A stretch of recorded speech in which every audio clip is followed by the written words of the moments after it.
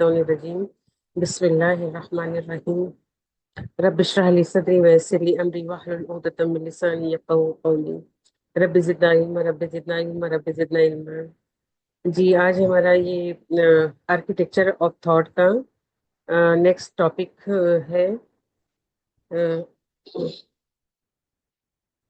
آ، اس کو اسٹارٹ کرنے سے پہلے اگر ہم تھوڑا سا سوچیں کہ آ، دو دو پرسن ہیں، دو لوگ ہیں، اور دونوں نے ایک ہی سیم بک پڑھی ہے، سیم ان کی کلاس ہے، اور جو چیز ایک نے سنی وہی چیز دوسرے نے بھی سنی، لیکن ایک سال کے بعد ایک جو ہے وہ وہیں کا وہیں تھا اور دوسرا پوری طرح بدل چکا۔ تو نالج جو ہے وہ دونوں کے پاس برابر تھی، پھر یہ فرق کہاں سے آیا؟ یہ وہ سوال ہے جو آج کی اس جو آج پریزنٹیشن ہے ہماری، اس کی ہم کہہ سکتے ہیں کہ یہ بنیاد ہے، دا آرکیٹیکچر آف تھاٹ۔ ہم سوچتے ہیں کہ پرابلم نالج کی کمی ہے، لیکن مین آئیڈیا یہ ہے زیادہ تر لوگ آلریڈی جانتے ہیں کہ صحیح کیا ہے، پھر بھی وہ اس پر عمل نہیں کر پاتے۔ تو سوال یہ نہیں کہ کیا صحیح ہے، سوال یہ ہے کہ نالج اور ایکشن کے بیچ میں کیا چیز ہے جو ڈیسائیڈ کرتی ہے کہ انسان بدلے گا یا نہیں۔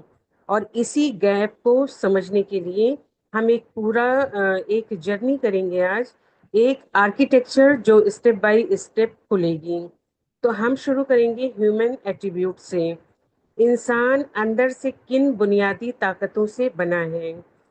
پھر بات کریں گے کیریکٹر کی، شخصیت اور عادتیں کس طرح شیپ ہوتی ہیں، اور اس کے بعد سمجھیں گے ڈومیننس ہائرارکی، ہمارے اندر اصل کنٹرول کس کے ہاتھ میں ہوتا ہے۔ پھر ہم داخل ہوں گے نیورو کیمسٹری میں، دماغ کے بایولوجیکل سسٹمز بیہیویئر کو کیسے چلاتے ہیں۔ اس کے بعد ہم دیکھیں گے تھاٹ، سوچ کیسے جنم لیتی ہے اور فیصلے کیسے بنتے ہیں۔ پھر آئے گا بیہیویئر، اندر کی دنیا باہر عمل میں کیسے دکھتی ہے۔ اس کے بعد سمجھیں گے قرآنک رسپانسبلٹی، قرآن انسان کو اس پورے سسٹم کا کس چیز کا ذمہ دار مانتا ہے۔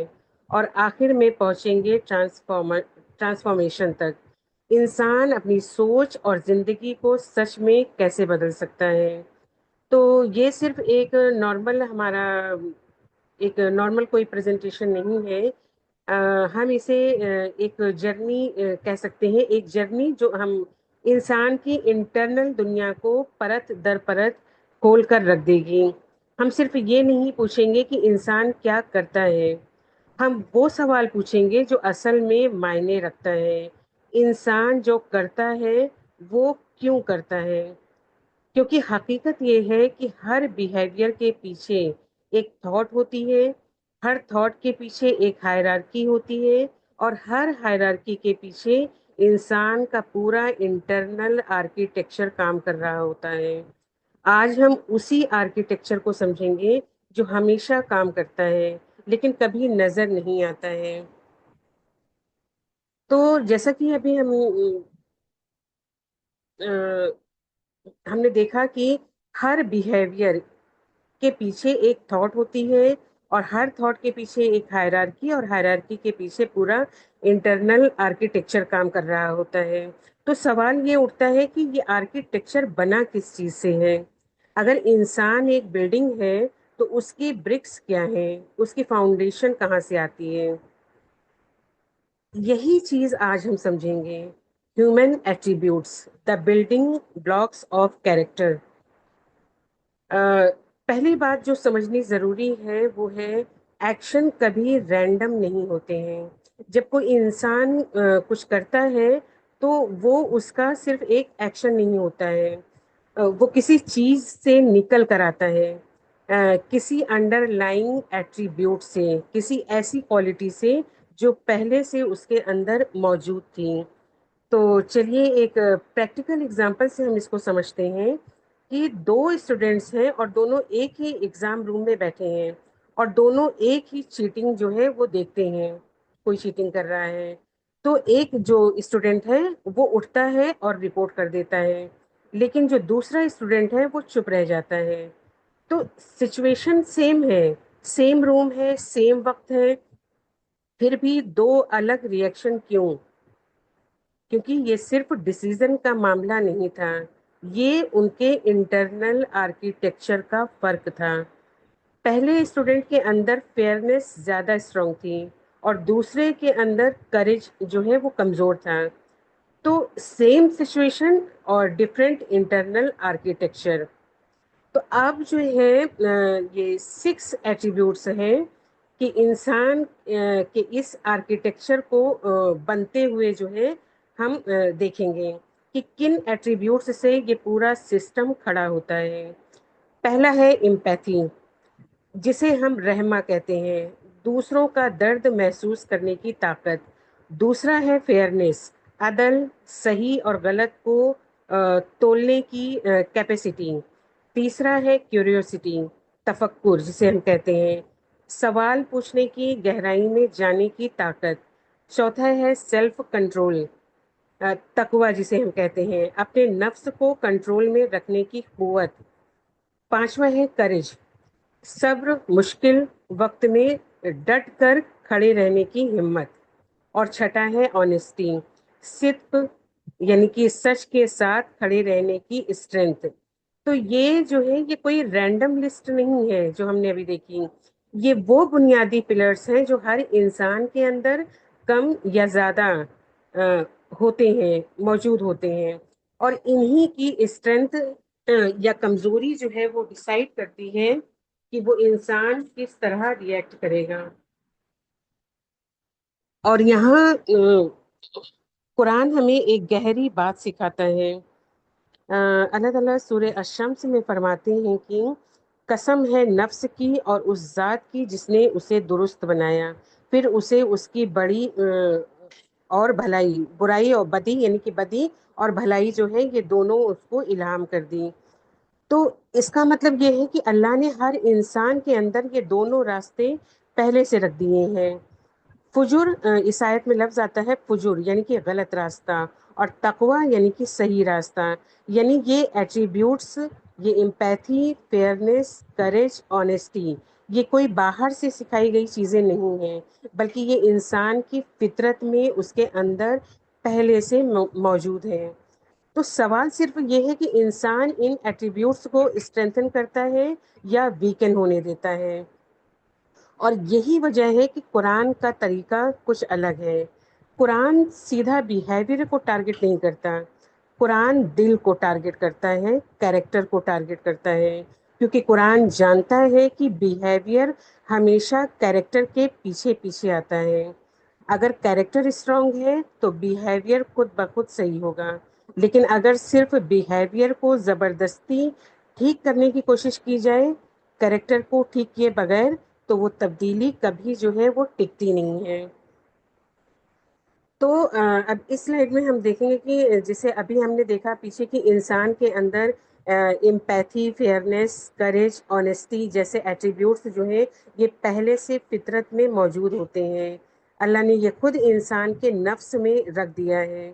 لیکن یہاں ایک امپورٹنٹ سوال کھڑا ہوتا ہے کہ اگر یہ سب ایٹریبیوٹس فطرت میں پہلے سے ہیں تو کیا یہ سب ایک ہی وقت میں، ایک ہی ساتھ، پوری طاقت کے ساتھ نظر آتے ہیں؟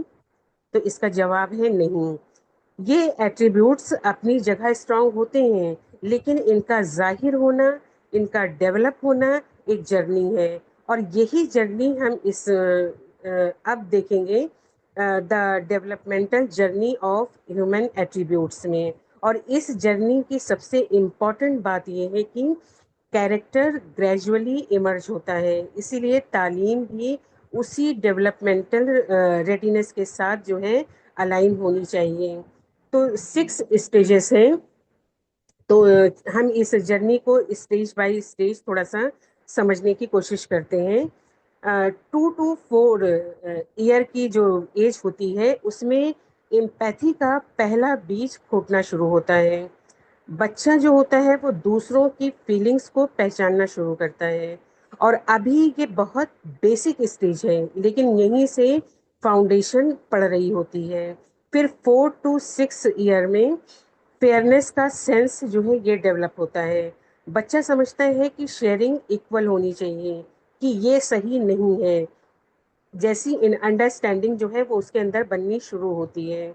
پھر 6 to 9 ایئرس میں رول فالوئنگ کا اسٹیج آتا ہے. بچہ سوشل نارمس اور ایکسپیکٹیشنس کو انٹرنلائز کرتا ہے کہ گھر میں، اسکول میں، سوسائٹی میں کس طرح سے رہنا ہے. اس کے بعد 9 to 12 ایئر میں رسپانسبلٹی کی سمجھ آتی ہے. تو اب بچہ کانسیکوینسز کو سمجھتا ہے اور مورل ڈیوٹی کا احساس اس کو ہوتا ہے. پھر اس کے بعد 12 سے 15 ایئرس میں یہ سب سے کریٹیکل اسٹیج ہے، آئیڈینٹی فارمیشن. یہاں ٹین ایجر اپنے ویلیوز کو خود کوشچن کرنا شروع کرتا ہے، اپنے پرسنل بلیفس بناتا ہے، اور یہی وہ وقت ہے جب انسان ڈیسائیڈ کرتا ہے کہ وہ کون ہے.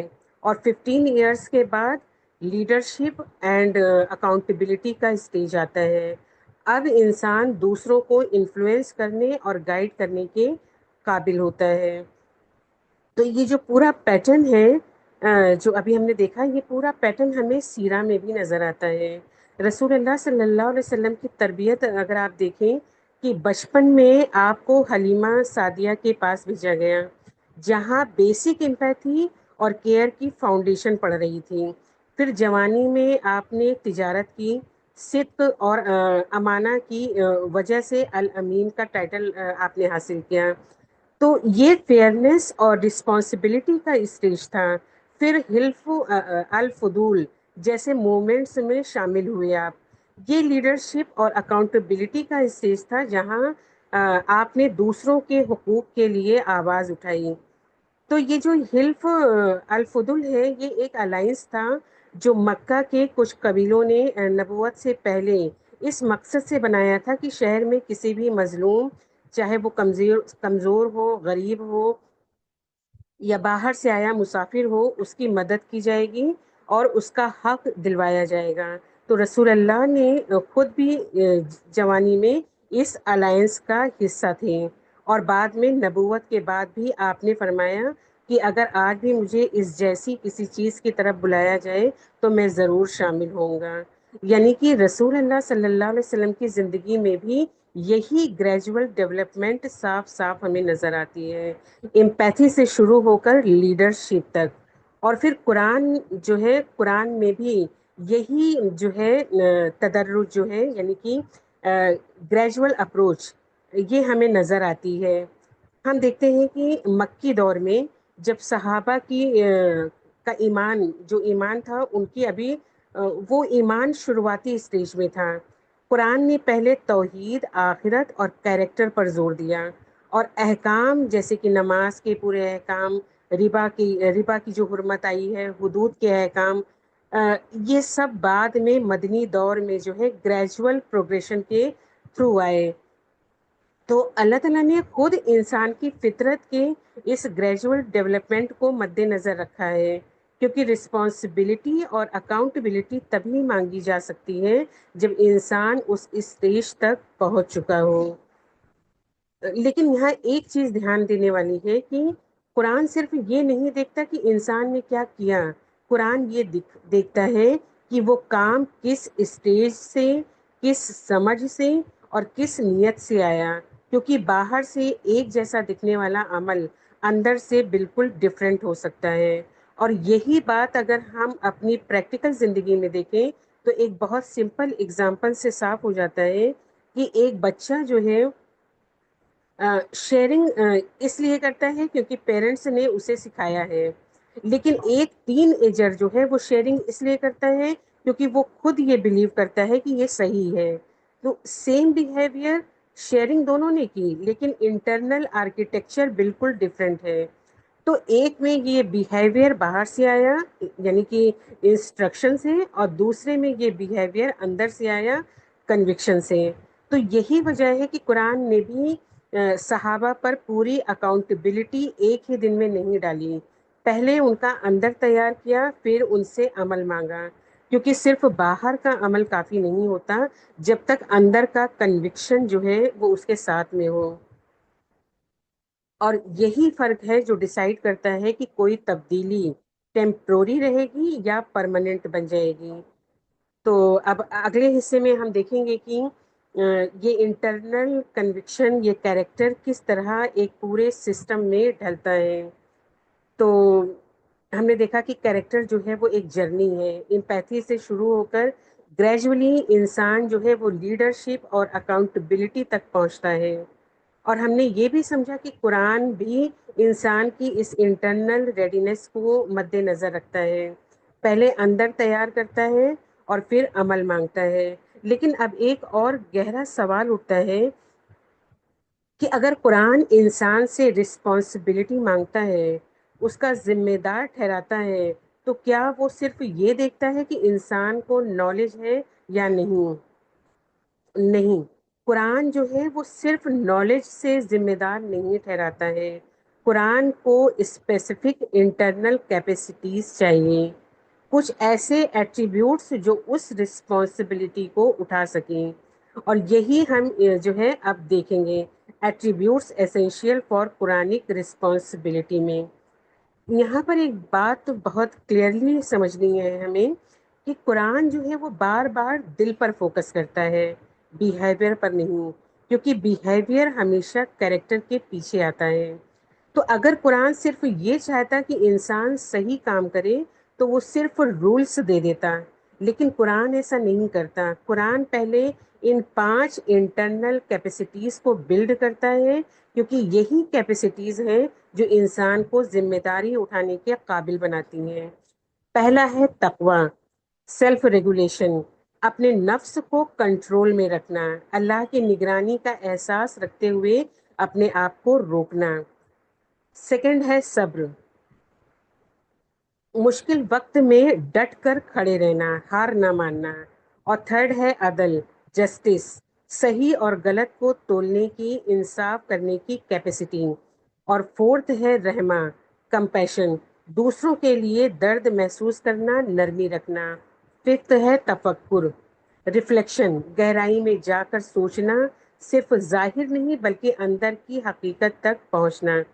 تو یہ 5 ایٹریبیوٹس یہ کوئی آپشنل ایکسٹرا چیز نہیں ہے، یہ وہ فاؤنڈیشن ہے جن پر قرآن کی پوری رسپانسبلٹی کھڑی ہوتی ہے۔ قرآن میں اللہ تعالیٰ جو ہے سورہ عصر میں انسان کی پوری زندگی کا خلاصہ کرتے ہیں کہ قسم ہے وقت کی، بے شک انسان خسارے میں ہے، سوائے ان لوگوں کے جو ایمان لائے، نیک عمل کیے اور ایک دوسرے کو حق کی نصیحت کی اور ایک دوسرے کو صبر کی نصیحت کی۔ تو آپ غور کریے کہ اللہ نے یہاں صرف ایمان کافی نہیں کہا، ساتھ میں عمل، پھر اس کے ساتھ میں حق کی نصیحت جو عدل اور تفکر سے جڑا ہوا ہے، اور اس کے ساتھ میں صبر کا ذکر کیا۔ یعنی قرآن کی نظر میں رسپانسبلٹی تبھی پوری ہوتی ہے جب یہ سارے ایٹریبیوٹس ایک ساتھ کام کریں۔ اور یہی پیٹرن ہمیں سیرہ میں بھی نظر آتا ہے۔ جب مکہ میں صحابہ پر ظلم ہو رہا تھا تو رسول اللہ صلی اللہ علیہ وسلم نے انہیں صبر سکھایا، جیسے حضرت بلال رضی اللہ عنہ نے تپتی دھوپ میں بھی اپنا ایمان جو ہے وہ نہیں چھوڑا۔ اور جب فتح مکہ ہوا اور رسول اللہ کا پورا کنٹرول، آپ کو پورا کنٹرول حاصل تھا، آپ نے سب سے بڑے دشمنوں کو معاف کر دیا۔ تو یہ رحمہ اور عدل دونوں ایک ساتھ ہمیں نظر آئے، انتقام نہیں لیا آپ نے۔ اور جب ہیرا کی گفا میں رسول اللہ اکیلے بیٹھ کر گہری سوچ میں رہتے تھے، تو یہ تفکر کی سب سے خوبصورت مثال ہے، جہاں سے نبوت کی شروعات ہوئی۔ اور یہیں پر قرآن ایک بہت گہری حقیقت بیان کرتا ہے، سب سے بڑا چیلنج سچ کو جاننا نہیں ہے، سب سے بڑا چیلنج ہے اسی سچ پر کنسسٹنٹلی عمل کرنا۔ ہم میں سے زیادہ تر لوگ جانتے ہیں کہ تقوی کیا ہے، صبر کیا ہے، عدل کیا ہے، لیکن جاننا اور اس کے مطابق رہنا یہ دو بالکل الگ چیزیں ہیں۔ تو اب سوال یہ ہے کہ ہم یہ پورا آرکیٹیکچر اپنی زندگی میں کیسے لے کر آئیں؟ تو اس کا جواب جو ہے یہ بہت سمپل ہے، لیکن عمل میں مشکل ہے۔ ایک وقت میں ایک ایٹریبیوٹ پر کام کرنا۔ اگر آپ کو لگتا ہے کہ آپ کا صبر کمزور ہے تو آج سے چھوٹی چھوٹی سچویشنس میں جب غصہ آئے، جب ٹریفک میں ہم پھنس جائیں، جب کوئی ہمیں برا بولے، وہاں پر اپنا صبر جو ہے ہم پریکٹس کریں۔ اگر ہمیں لگتا ہے کہ ہمارا تفکر کم ہے، تو روز کچھ منٹ نکال کر قرآن کی ایک آیت پر گہرائی سے غور کریں، صرف پڑھیں نہیں بلکہ سمجھیں۔ اور اگر رحمہ کمزور ہے تو کسی ایسے انسان کی مدد کریں جس کی مدد کرنے کا کوئی فائدہ نہ ہو، صرف اللہ کی رضا کے لیے ہو۔ تو یہ ایٹریبیوٹس جو ہے راتوں رات اسٹرانگ نہیں ہوتے ہیں، یہ روز کی چھوٹی پریکٹس سے گریجولی بلڈ ہوتے ہیں، بالکل ویسے جیسے کہ ہم نے دیکھا کہ کیریکٹر بھی گریجولی ڈیولپ ہوتا ہے۔ تو اب ہم آگے آتے ہیں، ہم نے تقوی، صبر، عدل، رحمت، تفکر، یہ ساری چیزیں دیکھی کہ جب یہ ایٹریبیوٹس انسان کے اندر اسٹرانگ ہونے شروع ہوتے ہیں تو صرف اس کا کیریکٹر نہیں بدلتا ہے، ایک اور چیز بھی شروع ہو جاتی ہے۔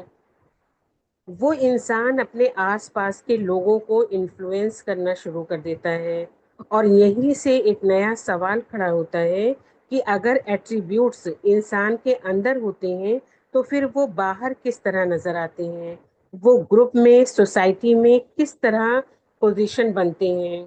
یہی ہم اس سلائیڈ میں سمجھیں گے، فرام کیریکٹر ٹو ہائرارکی۔ پہلے ہم سمجھتے ہیں کہ الفا کیا ہے۔ سب سے پہلے ایک ٹرم ہم سمجھ لیتے ہیں، الفا کسے کہتے ہیں۔ الفا وہ انسان نہیں ہوتا جو سب سے زیادہ طاقتور ہو یا سب سے زیادہ آواز اٹھائے۔ الفا وہ ہوتا ہے جس کا بیہیویئر دوسروں کو سب سے زیادہ انفلوئنس کرے، یعنی کہ لیڈرشپ جو ہے وہ زبردستی سے نہیں آتی ہے، لیڈرشپ انفلوئنس سے آتی ہے، اور انفلوئنس اندر کے کیریکٹر سے نکلتا ہے۔ اب اس انفلوئنس کو ایک اسٹرکچر کی شکل میں ہم دیکھتے ہیں۔ ہر گروپ میں، چاہے وہ فیملی ہو، کلاس روم ہو، ورک پلیس ہو، ایک نیچرل ہائرارکی بن جاتی ہے، اور سب سے اوپر ہوتا ہے لیڈر، الفا، وہ انسان جس کا انفلوئنس سب سے زیادہ ہوتا ہے۔ اس کے نیچے آتے ہیں سینئر انفلوئنسرز، وہ لوگ جو الفا کے کلوز ہوتے ہیں اور ان کا اثر بھی کافی اسٹرانگ ہوتا ہے۔ پھر آتے ہیں ایکٹیو ممبرس، وہ لوگ جو گروپ میں ایکٹیولی پارٹیسپیٹ کرتے ہیں لیکن انفلوئنس کریٹ نہیں کرتے، فالو کرتے ہیں۔ اور سب سے نیچے ہوتا ہے جنرل کمیونٹی، وہ بڑا حصہ جو گروپ کا پارٹ ہے لیکن ڈائریکٹلی انفلوئنس نہیں ڈالتا ہے۔ تو یہ کوئی فورسڈ سسٹم نہیں ہے، یہ آرگینکلی بنتا ہے، خود بخود۔ اس کو ہم ایک پریکٹیکل اگزامپل سے سمجھتے ہیں کہ ایک کانفیڈنٹ اسٹوڈنٹ جو ہے وہ کلاس روم میں انٹر کرتا ہے، اور کچھ ہی دن میں وہ دوسرے اسٹوڈنٹس جو ہے اس کے ایٹیٹیوڈ کو اڈاپٹ کرنا شروع کر دیتے ہیں، اس کے جیسا بیہیو کرنا شروع کر دیتے ہیں، اس کے جیسا گول جو ہے وہ بنانے لگتے ہیں۔ تو یہ کسی نے فورس نہیں کیا انہیں، انفلوئنس نے خود ہائرارکی جو ہے وہ کریٹ کر دی، جس کو ہم کہہ سکتے ہیں کہ نیچرل ہائرارکی۔ اور یہ صرف کلاس روم تک محدود نہیں رہتا ہے، ہر فیملی، ہر کلاس روم، ہر ورک پلیس، ہر کمیونٹی آرگینکلی اپنے انفلوئنشل فگرز خود ڈیولپ کرتی ہے۔ تو یہی ہے ڈومیننس ہائرارکی، ایک ایسا نیچرل سسٹم جو ہر جگہ، ہر وقت خود بخود بنا رہتا ہے۔ قرآن میں بھی ہمیں یہی کانسیپٹ صاف نظر آتا ہے۔ اللہ تعالیٰ جو ہے سورہ بقرہ میں فرماتے ہیں، جب حضرت آدم علیہ السلام کو زمین پر بھیجا گیا، بے شک میں زمین میں ایک خلیفہ بنانے والا ہوں، یعنی کہ لیڈر، جانشین۔ یعنی لیڈرشپ اور انفلوئنس کا کانسیپٹ انسان کی کریشن سے ہی جڑا ہوا ہے۔ ہر انسان کو اپنے دائرے میں، چاہے چھوٹی ہو یا بڑی، یہ خلیفہ والی ذمہ داری دی گئی ہے، لیکن یہ ذمہ داری انہی لوگوں کے ہاتھ میں بہتر طریقے سے آتی ہے جن کا کیریکٹر، جن کا تقوی، عدل، رحمہ، یہ ساری چیزیں پہلے سے اسٹرانگ ہو۔ اور سیرہ میں یہ ہائرارکی کا کانسیپٹ ہمیں بہت خوبصورتی سے نظر آتا ہے۔ رسول اللہ صلی اللہ علیہ وسلم نبوت سے پہلے ہی اپنے صدق اور امانت کی وجہ سے پورے مکہ میں الامین کے نام سے مشہور ہو چکے تھے۔ لوگ اپنے مال، اپنی امانتیں آپ کے پاس رکھتے تھے، یہ آپ کا نیچرل انفلوئنس تھا، کسی نے آپ کو یہ ٹائٹل نہیں دیا تھا، یہ خود بخود بنا۔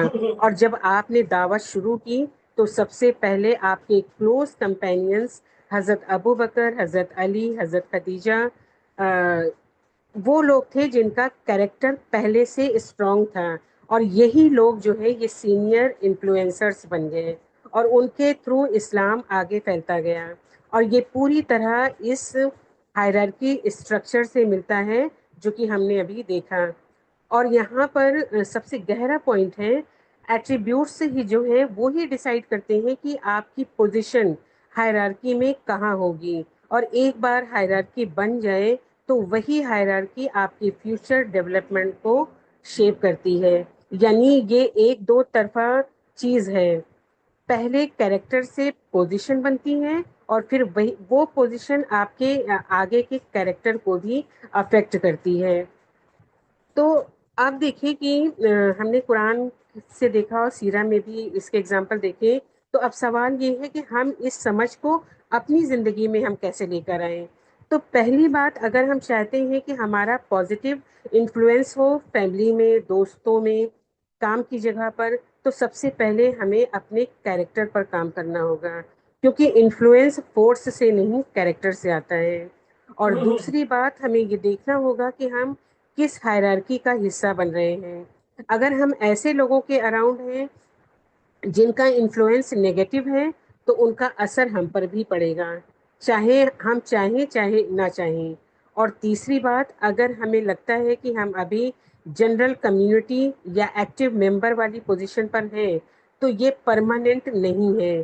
جیسے جیسے ہمارا کیریکٹر، ہمارا تقوی، صبر اور عدل اسٹرانگ ہوگا، ہماری پوزیشن بھی نیچرلی اوپر شفٹ ہوتی جائے گی۔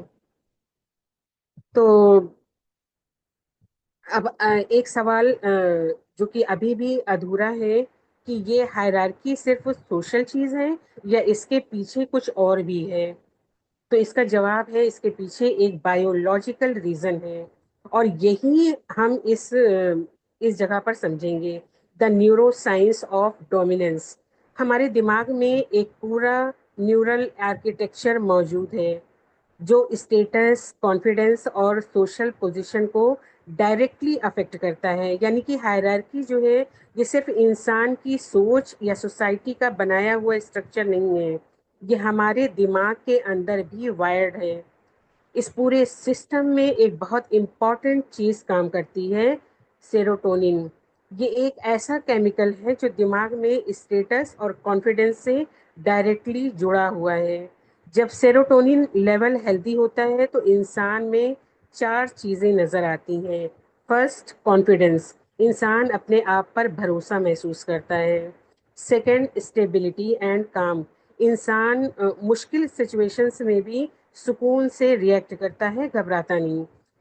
تھرڈ، لیڈرشپ پریزنس، انسان میں وہ کوالٹی آتی ہے جو دوسروں کو نیچرلی اٹریکٹ کرتی ہے، جو انہیں لیڈ کرنے کے قابل بناتی ہے۔ اور فورتھ ہے پازیٹیو سوشل انگیجمنٹ، انسان دوسروں کے ساتھ ہیلدی طریقے سے جڑتا ہے اور ریلیشن شپس جو ہے وہ بناتا ہے۔ تو اب ایک بہت امپورٹنٹ چیز ہمیں یہاں پر سمجھنی ہے کہ یہ سیروٹونین لیول فکسڈ نہیں ہوتا ہے، یہ انسان کے ایکسپیرینسز سے بدلتا رہتا ہے۔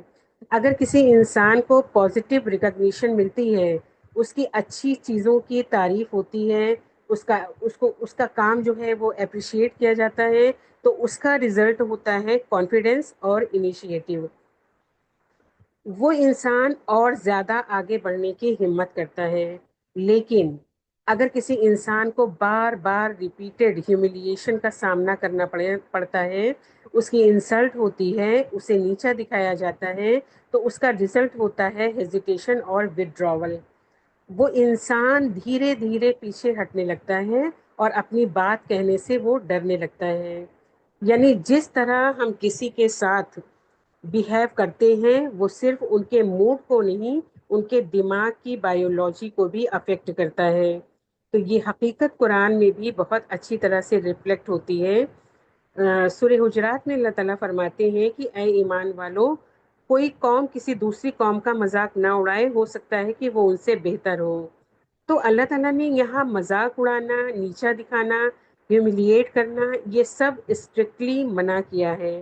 اور یہ صرف اخلاقی نصیحت نہیں ہے، یہ اس بایولوجیکل حقیقت سے بھی میل کھاتی ہے جو ہم نے ابھی دیکھی. ہیوملیشن انسان کے اندر ہیزیٹیشن اور ودراول جو ہے وہ پیدا کرتی ہے. اور رسول اللہ صلی اللہ علیہ وسلم کی سیرت میں بھی جو ہے یہ پرنسپل اور بہت ہی خوبصورتی سے ہمیں نظر آتا ہے کہ آپ کا طریقہ ہمیشہ جو ہے وہ تشجیع کا رہا ہے، یعنی کہ انکریجمنٹ کا رہا ہے. جب حضرت خالد بن ولید جو ہے رضی اللہ عنہ نے موتا کی جنگ میں مشکل حالت دیکھ کر فوج کو واپس لے کر آ گئے تھے، تو کچھ جو صحابہ تھے انہیں بھاگنے والا کہنے لگے، لیکن رسول اللہ صلی اللہ علیہ وسلم نے انہیں سیف اللہ یعنی کہ اللہ کی تلوار کا ٹائٹل دیا. آپ نے انہیں ہیوملیٹ نہیں کیا بلکہ ان کی اسٹریٹجک ڈیسیجن کو ریکگنائز کیا، اور یہ ریکگنیشن آگے چل کر خالد بن ولید رضی اللہ عنہ کی سب سے بڑی فتوحات کی وجہ بنی. تو یہ ایگزیکٹلی وہی پیٹرن ہے جو ہم نے نیورو سائنس میں دیکھا. پازیٹیو ریکگنیشن سے کانفیڈنس اور انیشیٹو یہ پیدا ہوتا ہے. اور یہی یہ جو سلائیڈ ہم دیکھ رہے ہیں اس کا جو کور میسج ہے وہ بھی یہی ہے. ہائرارکی صرف سوشل چیز نہیں ہے، یہ بایولوجیکل بھی ہے. جو کچھ ہم اپنے دماغ میں سوچ رہے ہوتے ہیں، جو کچھ ہم محسوس کر رہے ہوتے ہیں، اس کا سیدھا تعلق اس سے ہے کہ ہمارے آس پاس کا ماحول ہمیں کیسا رسپانس دیتا ہے. تو اب سوال یہ ہے کہ ہم اس سمجھ کو اپنی زندگی میں کیسے لے کر آئیں. تو پہلی بات، اگر ہم لیڈر، پیرنٹ، ٹیچر یا سینئر کی پوزیشن میں ہیں تو ہمیں یاد رکھنا چاہیے کہ ہمارے الفاظ دوسروں کی بایولوجی تک اثر ڈالتے ہیں. ایک چھوٹی سی تعریف کسی کا کانفیڈنس بلڈ کر سکتی ہے، اور ایک چھوٹی سی ہیوملیشن کسی کو ہمیشہ کے لیے پیچھے ہٹا سکتی ہے. دوسری بات، اگر ہم خود کسی ہیوملیشن سے گزرے ہیں اور ہیزیٹیشن محسوس کرتے ہیں تو یہ سمجھنا ضروری ہے کہ یہ ہماری پرماننٹ کمزوری نہیں ہے، یہ ایک بایولوجیکل رسپانس ہے جو پازیٹیو ریکگنیشن سے دوبارہ ٹھیک ہو سکتی ہے. اور تیسری بات، ہمیں خود بھی اپنے آس پاس ایسے لوگ ڈھونڈنے چاہیے جو ہمیں انکریج کریں، جو ہماری اچھی چیزوں کو ریکگنائز کریں، کیونکہ یہ انوائرمنٹ ہمارے اندر کانفیڈینس اور لیڈرشپ پریزنس جو ہے وہ بلڈ کرتا ہے. اب جیسے کہ اب آگے ہم دیکھیں گے یہاں پر کہ یہ ساری بایولوجی کام کیسے کرتی ہے. جب کوئی ایونٹ ہوتا ہے تو انسان کے اندر کیا کیا اسٹیپس گزرتے ہیں جو آخر میں ایک ایکشن کی شکل لے لیتے ہیں. ہر بیہیویئر ایک سیدھا ریئیکشن نہیں ہوتا ہے نا. تو یہی ہم یہاں پر دیکھیں گے، ریورس انجینئرنگ بیہیویئر. تو یہ ایک پورا پاتھ وے ہے جو 7 اسٹیپس سے گزرتا ہے. سب سے پہلے آتا ہے اسٹیمولس، کوئی ایونٹ، کوئی بات جو ہمارے سامنے ہوتی ہے. پھر ہے اٹینشن، ہم اس چیز پر فوکس کرتے ہیں. اس کے بعد تھاٹ، اس کے بارے میں سوچ ہماری بنتی ہے. پھر ایموشن، اس سوچ سے ایک فیلنگ پیدا ہوتی ہے. اس کے بعد نیورو کیمسٹری، دماغ کے کیمیکلز اس فیلنگ کو شیپ کرتے ہیں. پھر ڈیسیزن، انسان طے کرتا ہے کہ کیا کرنا ہے. اور آخر میں ایکشن، وہ ڈیسیزن عمل میں ڈھلتا ہے. یہ پورا پروسیس انسان کے اندر سیکنڈز میں گزر جاتا ہے، لیکن اسی پاتھ وے میں وہ سب کچھ چھپا ہوتا ہے جو ڈیسائیڈ کرتا ہے کہ رزلٹ کیا نکلے گا. تو اس کو ہم اس ایگزامپل سے بہت اچھے سے سمجھ سکتے ہیں کہ ایک دو لوگ ہیں، ایک پرسن جو ہے اس کے لیے یہ پاتھ وے ایسے چلتا ہے: کرٹیسزم، پھر ریفلیکشن، پھر گروتھ. وہ کیا کرتا ہے، وہ کرٹیسزم کو گہرائی سے سوچتا ہے، سیکھتا ہے اور پھر آگے بڑھتا ہے. لیکن وہیں دوسرا جو پرسن ہے اس کے لیے یہی پاتھ وے ایسے چلتا ہے: کرٹیسزم، پھر اینگر، پھر وتھ ڈراول. یعنی کہ وہ کرٹیسزم سنتے ہی غصہ ہوتا ہے اور پھر پیچھے ہٹ جاتا ہے. تو سیم اسٹیمولس، لیکن پاتھ وے کے بیچ میں تھاٹ، ایموشن، نیورو کیمسٹری کے لیول پر کچھ الگ ہوا.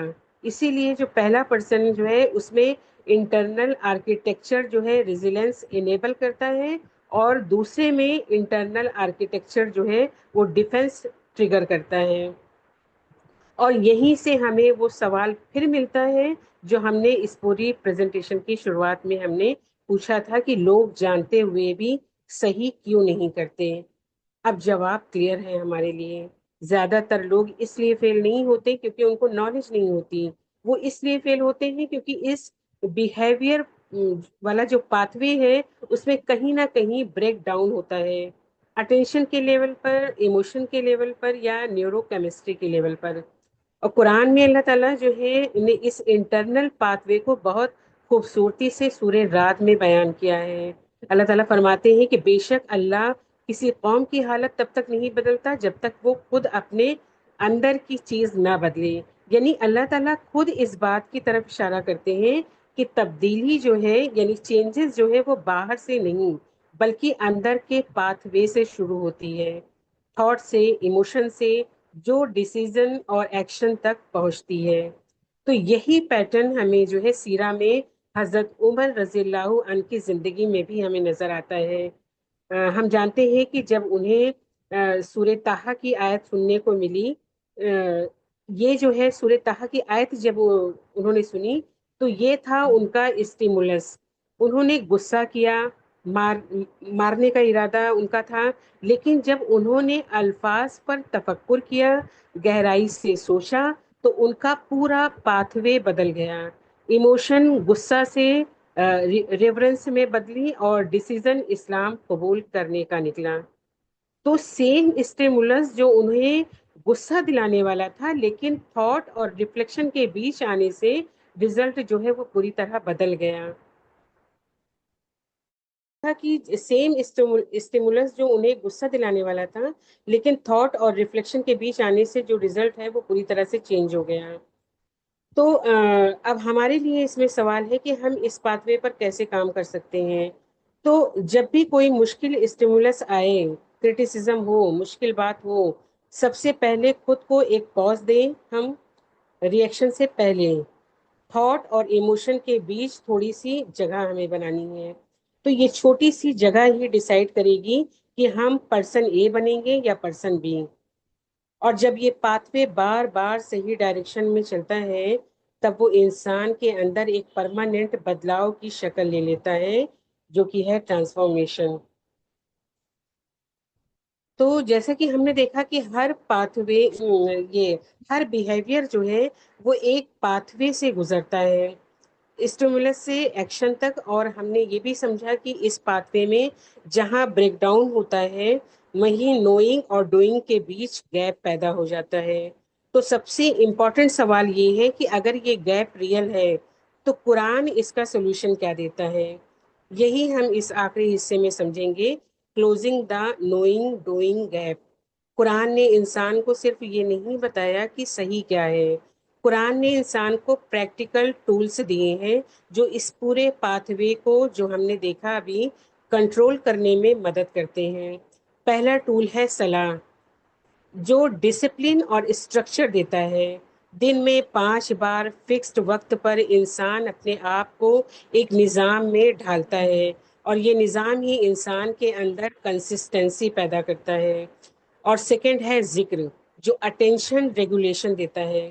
جب انسان بار بار اللہ کا ذکر کرتا ہے تو اس کے ذہن جو ہے وہ نیگیٹو یا بھٹکتے ہوئے تھاٹ سے ہٹ کر واپس فوکس میں آتا ہے. تھرڈ ہے تقوی، جو امپلس کنٹرول دیتا ہے. یہ وہ انٹرنل چیک ہے جو انسان کو غلط ڈیسیزن لینے سے روکتا ہے ٹھیک اس مومنٹ پر جب غصہ یا جذبات کنٹرول میں نہیں ہوتے ہیں. اور فورتھ ہے صبر، جو ریزیلنس دیتا ہے. یہ انسان کو کرٹیسزم اور مشکل اسٹیمولس کے بعد بھی گروتھ کی طرف لے کے جاتا ہے، ود ڈراول کی طرف نہیں. اور ففتھ ہے رائٹیس کمپینین شپ، جو پازیٹیو سوشل انفلوئنس دیتا ہے. یہ ہمیں واپس اس ہائرارکی والی بات سے جوڑتا ہے، جن لوگوں کے ساتھ ہم رہتے ہیں ان کا اثر ہمارے پورے پاتھ وے پر پڑتا ہے. اللہ تعالیٰ جو ہے سورہ عنکبوت میں فرماتے ہیں کہ بے شک صلاح فحاشی اور برائی سے روکتی ہے. تو یہاں پہ اللہ تعالیٰ نے صلاح کو صرف ایک عبادت نہیں بتایا، اللہ نے اسے ایک فنکشنل ٹول بتایا ہے جو انسان کے بیہیویئر کو ڈائریکٹلی شیپ کرتی ہے. یعنی عبادت صرف آخرت کے لیے نہیں، عبادت ہمارے انٹرنل پاتھ وے کو بھی ٹھیک کرتی ہے، اور سیرہ میں رسول اللہ صلی اللہ علیہ وسلم نے خود اس تبدیلی کی سب سے خوبصورت مثال دی ہے۔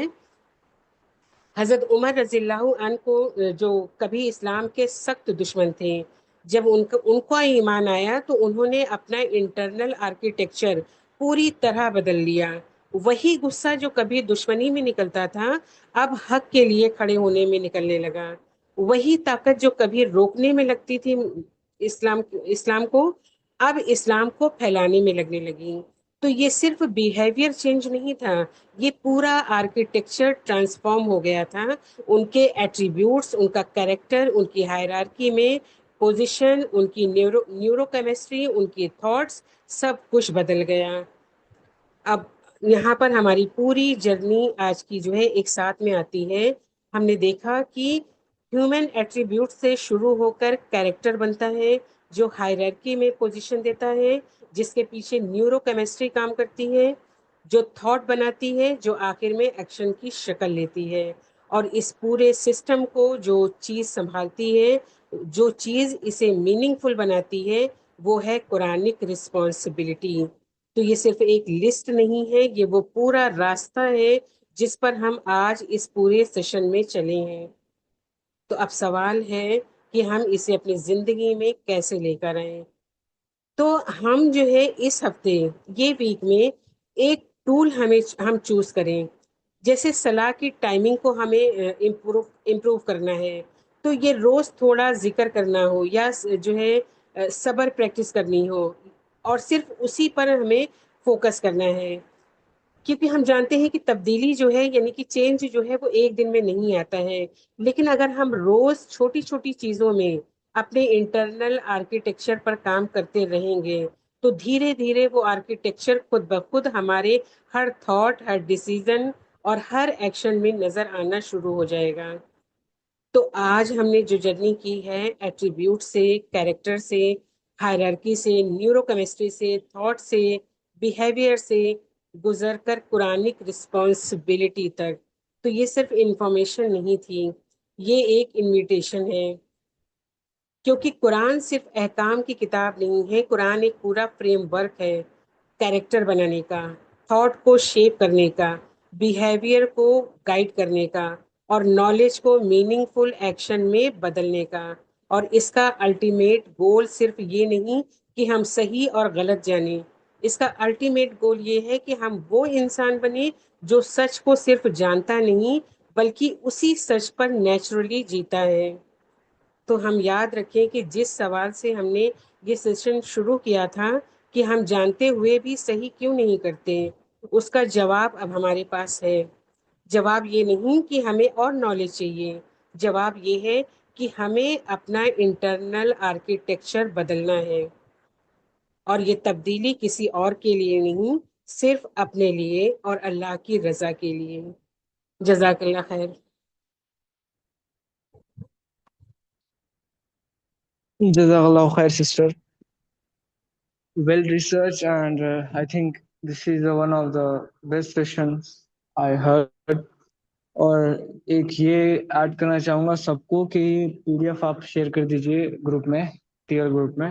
اور جو آپ کا ریورس انجینئر والا تھا، stimulus to attention to action, thought اور ایموشن والا، میں چاہتا ہوں کہ یس، سب لوگ اس پہ غور کریں کہ ہم، یا پھر جیسے ایک تھاٹ آیا تو ہم اس پہ اٹینشن دے رہے ہیں، پھر ایموشنس لگا رہے ہیں، تو وہیں آپ کو گیپ ڈھونڈنا ہے، وہیں آپ ہر بار فال کرتے ہو۔ So I want every one to look at the P D F again and find what faults you have. Yeah it's something very informative, اور اگر کوئی ایڈ کرنا چاہے تو بالکل ایڈ کریں اس پہ. میم وہ پی ڈی ایف آپ کو واٹس ایپ پہ شیئر کر دو کیونکہ گروپ میں۔ جی جی، گروپ میں کر دیجیے آپ، IMSTL 23 ہمارے گروپ میں کر دیجیے.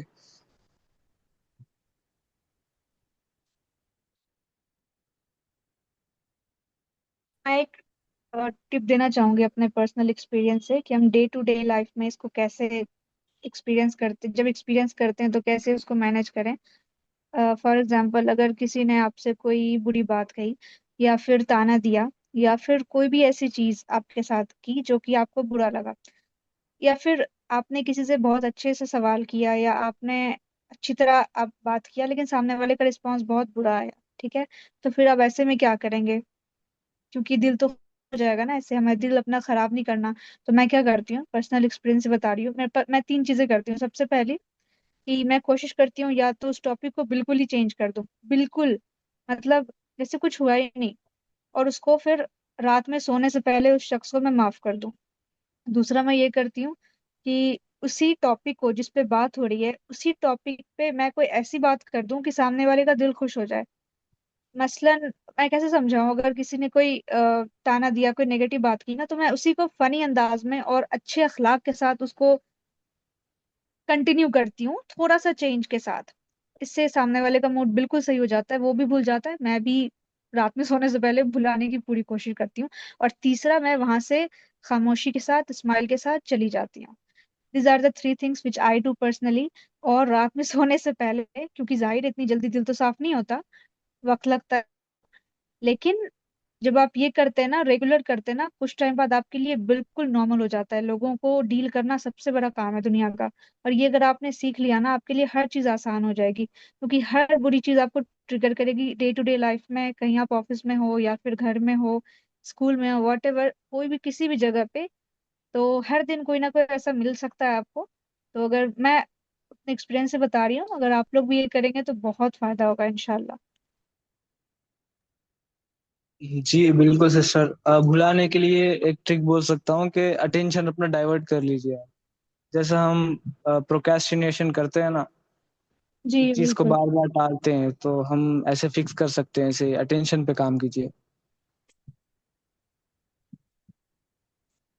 میں چاہوں گی کہ کوئی اور بھی اپنا نا ایکسپیرینس شیئر کرے تاکہ ہم بھی سیکھیں کہ کیسے سچویشن کو ہینڈل کرنا ہے. دیکھیں، علم تو ہم حاصل کر لیتے ہیں لیکن ریئل لائف میں نا بہت سی طرح طرح کی سچویشنز آتی ہیں، تو ہر انسان اگر اپنا بتائے گا تو شاید ہمیں فائدہ ہو.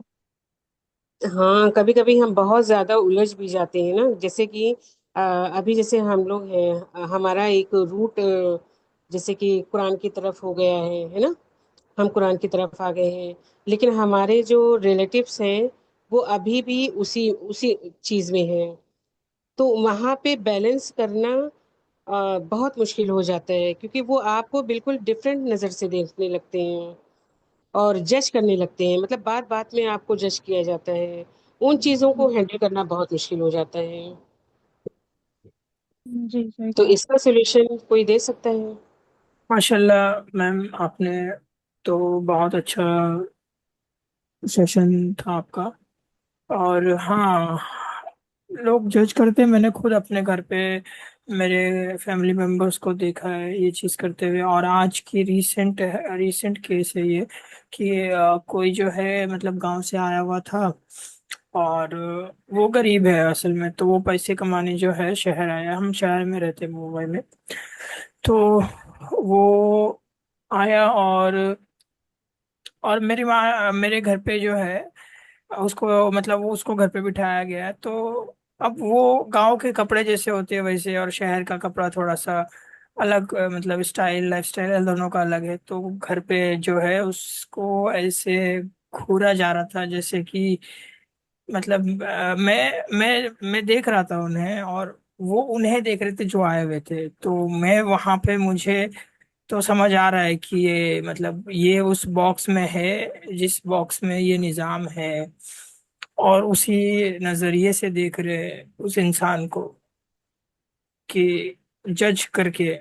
حالانکہ کپڑے میٹر نہیں کرتا ہے. تو یہ، ہاں، آپ اس کا سلوشن میرے خیال سے یہ ہے کہ ہمارا پرسپشن ہمیں بدلنا پڑے گا. اور یہ آئی تھنک سو ایک سیرہ پڑھنے اور جرنلنگ کرنے سے ہوگا. میرا تو سب سے زیادہ مجھے جو ہیلپ کیا ہے وہ سیرہ ہے. سیرہ بول رہا ہوں، سوری، جرنلنگ. سیرہ تو میں ابھی شروع کیا ہوں پڑھنا، جرنلنگ سے ہوا ہے. روز اپنے پورے دن کا جو ہے لکھنا، صبح سے لے کے رات تک کا جو بھی کچھ میرے ساتھ ہوا ہے آفس میں، گھر میں، دوستوں میں، اور میرے کیا بیہیویئر پیٹرنس تھے، کیوں تھے. تو خود سے خود کے تھاٹ کو کوشچن کر کر کے پورا A to Z کیا نیکسٹ پلان ہے، کیا کرنا ہے، کیوں کرنا ہے، کیسے کرنا ہے. مطلب ہر ایموشنس کو کوشچن کرنا، ہر ایکشنس کو کوشچن کرنا، اور اس کا لاجیکل پرسیپشن نکالنا، یا لاجک اس میں ڈھونڈنا، اور اس پہ صحیح اور غلط کا فیصلہ کرنا، اور پھر اس کو نیکسٹ ٹائم نہ ہونے سے روکنے کے لیے بھی کون سے اسٹیپس لینا ہے. یہ ساری چیزیں جرنلنگ میں، شاید جرنلنگ سے میرا جو ہے امپروومنٹ ہوا ہے الحمدللہ. جی اور جی. ایک نماز تو ایک ایسی، مطلب اتنی ماشاء اللہ الحمدللہ، اللہ نے اتنا اچھا ہمیں ٹیکنالوجی دی ہے کہ نماز سے ہم اس کو جو ہے ایک ہیلی کاپٹر پرسپیکٹیو سے دیکھ سکتے ہیں کہ اس سچویشن میں ہوا کیا تھا، اور پھر وہ اس سے ہمیں ججمنٹ میں ملتا ہے کہ ہم وہاں صحیح تھے یا غلط تھے. اور نماز میں ہمیں نماز پڑھنے سے سیروٹونن ہمارا جو ہے ریلیز ہوتا ہے. اور ہاں، یہ میرے کو گوگل پہ پتا چلا تھا، بٹ میڈیٹیشن سے ایسا ہوتا ہے. اب نماز بھی ایک میڈیٹیشن ہے، اور باقی میڈیٹیشن سے بھی ہوتا ہوگا.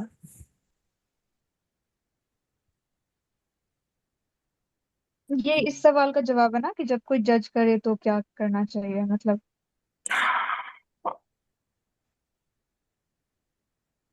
جج اگر کوئی کرے تو اس کا سلوشن یہ ہے کہ ہمیں، اگر کسی کو جج کر رہے تو ہم اپنا تو کر لیں گے، بٹ اس کا ہم کیسے کریں. مطلب سام اگر میرا کوئی فرینڈ ہے، وہ اگر کسی کو جج کر رہا ہے تو ہم اس کے ساتھ ایسا کیا کریں جو اس ججمنٹ کو نہ کرے. اور اچھا، مطلب سامنے والے کو روکنا ہے غلط ججمنٹ سے. ہاں، کیسے روک سکتے ہیں؟ ان کا پرسپشن اچھا، چینج کرنا پڑے میں گا ایک ہمیں. شاید حق بتا کے اسلامک طریقے سے جو حق ہے وہ کہہ دیں، باقی اس کی مرضی کرتے رہیں. جج گناہ پڑے گا انہیں کو، آپ کا کام ہے سمجھانا. آپ بتا دیں کہ اسلام میں بالکل ایسا ایسا نہیں ہے، مطلب بہت اچھے طریقے سے، بہت اخلاق کے ساتھ میں کہہ رہی ہوں. بتا دیں حق کی بات، اور پھر ان کی مرضی. سسٹر میرے مجھے پاس کیا ایک ہوتا ہے یہ آئیڈیا تو ایسا ہے کہ ہم اس کے سب کانشیس میں جو چل رہا ہوتا ہے ایکچولی، ہم جیسے جج کرتے ہیں کہ اس نے چپل جو ہے، فار ایگزامپل، کی چپل یا پھر کپڑے جو بھی ہے جس بھی کمپنی کا پہنا ہے، ہمیں پتا ہے کہ وہ جج کیا ہے اور اس کا پرائز اس نے اس کو چھوٹی نظروں سے دیکھا ہے، اور ہم اسی دماغ میں، ہمیں پتا ہے کہ اس کے دماغ میں کیا چل رہا ہے، اس نے کیا جج کر لیا ہے. تو ہم اس کو سائڈ میں لے کے، ہم اس کی سب کانشیس میں سے اس چیز پہ ڈسکس کر کے پھر اس پہ ہم کل کر سکتے ہیں کہ یہ تو ٹوٹلی غلط ہے میرے پرسپیکٹیو سے. یہ ایک طریقہ ہاں، تو ہو جیسے سکتا ہے. تعریف کر دیں سامنے والے کی، تعریف کر دیں اس کی، ارے نہیں کیا نہیں نہیں نہیں نہیں، زبردست آدمی ہے. تعریف کرنے وہ سے اس کو تو پھر، کیونکہ جج کرنے کا مطلب ہے کہ نیچے نگاہ سے دیکھ رہا ہوگا نا شاید، کہ نہیں، تعریف مطلب کرنے سے تو وہ سیٹسفائی ہو جائے گا کہ میں جو کیا وہ صحیح ہوں، اور یہ اور بیٹر نہیں، ہے. اس کی تعریف نہیں، جس کو جج کیا جا رہا ہے اس کی تعریف. اچھا اچھا، جس کو جج کر دیا جائے، اچھا. جی، جیسے جس کو نیچا سمجھا جا رہا ہے یا جس کو جج کیا جا رہا ہے اس کی تعریف. بٹ میں ایک ٹیکنیک ہاں، بولتا ہوں. اوکے. بتاؤ. جو آپ کو پتا ہے ایک بندہ اسے نیچے گرا کے دیکھ رہا ہے، سو ایک سائیکولوجی میں، ایک سائیکولوجی، برین واشنگ سائیکولوجی میں جو ہے یہ ہوتا ہے کہ سامنے والا جو کر رہا ہے نا، اس کو آپ اس کو مطلب اگر وہ بیڈ بیہیویئر کر رہا ہے، اس کی نظر میں وہ بیڈ بیہیویئر نہیں ہے مگر آپ کی نظر میں ہے، تو اس کو ایسا فیس بنا کے بولنا ہے آپ اس کو جج کر رہے تھے، اس نے ایسا کیا. تو سمجھ رہے ہو آپ میں کیا بول رہا ہوں؟ ایسا امپیکٹ فل ڈالنا ہے اس کے سب کانشیس پہ، ایموشنز اس پہ ظاہر کرنا ہے آپ نے، کہ اسے لگے کہ یہ کوئی غلط بات غلط. کیا ہے میں نے. یہ ہوتا ہے کہ سائیکولوجی میں اگر جو بندہ ایکٹنگ کر رہا ہے نا، وہ کرنے کی اگر آپ ریکوگنائز کر لو گے کہ یہ کر رہا ہے تو وہ ایک دم شاک ہو جاتا ہے. آئی ہوپ آپ کو سمجھ میں آیا ہوگا. جی، سمجھ میں آ گیا. اچھا میں ایک بات کہوں گی کہ ہر جگہ اگر ہمیں وہ موقع بھی دیکھنا ہے کہ اگر کچھ بولنے کا فائدہ ہو اگر تو بولے، اگر ہمیں ایسا لگتا ہے کہ ہم ایسا بولیں گے تو کوئی لیکچر والے انداز میں بولیں گے تو اس کا کوئی فائدہ نہیں ہوتا. تو اور یہ جو بات بھی کہنی ہوتی ہے نا ہمیں، کوئی مطلب ایسے حکمت کے ساتھ کوئی 1 to 2 لائن میں ہم کچھ ایسا بول سکتے ہیں نا تو بولے، ورنہ اگر وہ کوئی جج بھی کر رہا ہے تو پھر کرنے دے. ایسا ضروری نہیں کہ ہر وقت ہی ہم سب کو چینج کرنے کی یا نصیحت کرنے کی وہ فکر کرے. ابھی کوئی ایسا جی موقع ہے اور اگر ہمارے دماغ سامنے میں والا کوئی تکبر جواب میں آ رہا ہے بہت، تو ہر جی صحیح جگہ کہا آپ نے، کیونکہ کبھی کرنا کبھار نا ضروری نہیں. تکبر میں کوئی بہت آگے نکلا ہوا ہوتا ہے، آپ اس کو نہیں فیل کرا سکتے. ہاں مطلب جی اگر کچھ بولنے کا کوئی فائدہ نظر آ رہا ہو تو بولے. ہاں، تکبر میں اگر جو ہو تو اس کے ہم بلیف کو چیلنج کر سکتے ہیں، اسے ہم ٹیکل نہیں کر سکتے. اگر کوئی بندہ ہٹ دھرمی پہ آیا گیا ہے تو ہم اس کو یہ نہیں بولیں گے کہ ارے بھائی آپ غصے میں مت آؤ، آپ یہ مت کرو.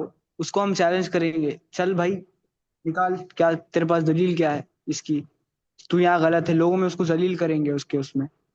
جب اس کے بلیفس اگر چیلنج ہوگے، جب اس کا بت چیلنج ہوگا تو وہ اپنا ننگا بت دیکھ لے گا اور پھر میں بھی چینج آ جائے گا. کیونکہ میں نے اپلائی کیا ہے ایک انسان پر کہ میں نے اس کو خود اس کو میں نے اچھے سے ڈیل کرنے کی کوشش کی، مگر نہیں ہوا وہ اچھے سے ڈیل. تو میں اس کے بہت چیلنج کرنے لگا، ارے تم تو یہاں لائک کرتے ہو، ارے بار بار اس کو یہی بولنے لگا. اس کے اندر وہ اپنے بت اس نے دیکھا اور چینجز لانا انہوں نے چالو کیا. کبھی بھی یہ نہیں ہے کہ آپ اچھے سے بات کر کے کام نکال سکتے ہو. You need to be bold. آپ کو بولڈ ہونا ہے، آپ کو کریج دکھانا ہے، آپ کو غصے میں آنا ہے، رائٹ ٹائم پہ رائٹ غصے میں آنا ہے. آپ کو یہ ایبلٹی رہنی چاہیے کہ آپ روم اینالائز کرو اور بندے کو اینالائز کرو. آپ سیدھا جا کے آپ روم بنا اینالائز کیے کچھ بھی بول دو گے تو مسئلہ ہو جائے گا. یہ ایسی بات ہوگی کہ آپ کہ کوئی ڈیتھ ہو گئی پھر وہاں جا کے آپ ہنس رہے ہو. You need to analyse it.